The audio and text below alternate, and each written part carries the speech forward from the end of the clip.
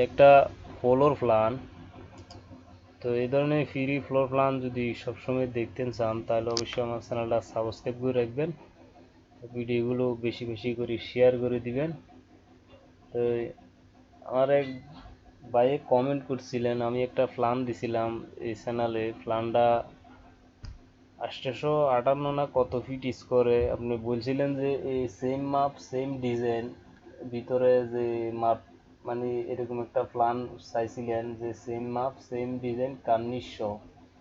তো আসলে ভাই দেন, আপনি যদি কার্নিশ রাখতে চান, কার্নিশ যা 2 ইঞ্চি আপনি রাখবেন, 2 ইঞ্চি যে আপনার ঘরের যে দৈর্ঘ্য প্রস্থ যে মাপটা আছে এই মাপটা আপনি ছোট করে দিবেন, রুমগুলো ছোট হয়ে যাব, তাহলে অবশ্য আপনি কার্নিশ যতটুক দরকার এতটুক রাখতে পারবেন, যেতটুক দরকার এতটুক ছোট করবেন, ঠিক আছে।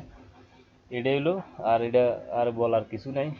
যাক, একটা ফ্লোর প্ল্যান এখানে এমনি আছে 31 ফিট, এভাবে আছে 26 ফিট, তাহলে 806 ফিট স্কোয়ারের ভিতরে এই প্ল্যানটা হয়। এখানে 3টা বেডরুম, একটা ডাইনিং রুম, একটা কিচেন, একটা টয়লেট এবং একটা সিঁড়িঘর আছে।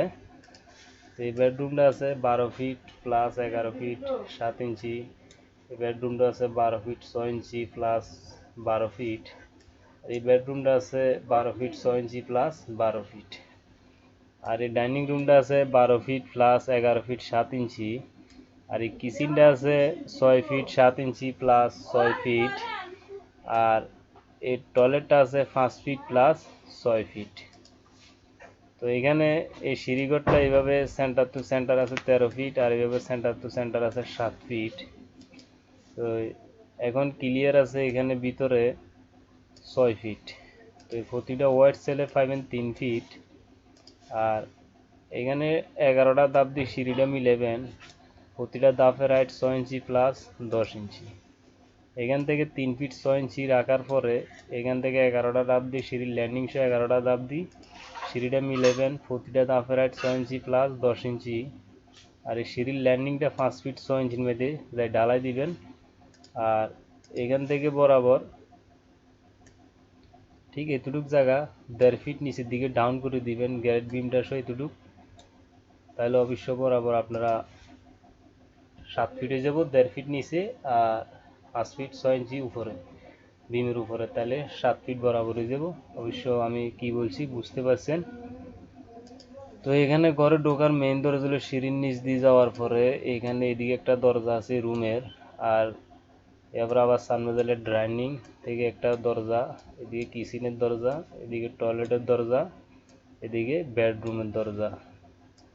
তো এখানে একটা আপনারা ছোট একটা গ্লাস সিস্টেম দরজা দিয়ে দিবেন, ঠেলা দরজা গ্লাস সিস্টেম, বা এমনি দরজা এটা দেন গ্লাস সিস্টেম দিলে ভালো হইব, স্টিকারওয়ালা দরজা, তাইলে অবশ্যই এদিকে কিছু দেখা যাইতো না। তো কারণ এটা দেওয়ার কারণটা হইলো কোনো সময় যদি এই দরজাটা খোলা থাকে বা এটা দরজাটা বন্ধ থাকে তাহলে অবশ্যই এখান দিয়ে একটু আপ ডাউন করতে পারবেন, কোনো সমস্যা নাই।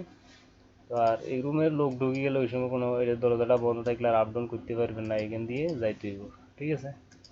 এটা আসলে বিপদ আপদের লাই দন, এই জন্য। তো এখানে ফিলার দেওয়া হয়েছে 1 2 3 4 5 6 7 8 9 10 11টা ফিলার দেওয়া হয়েছে।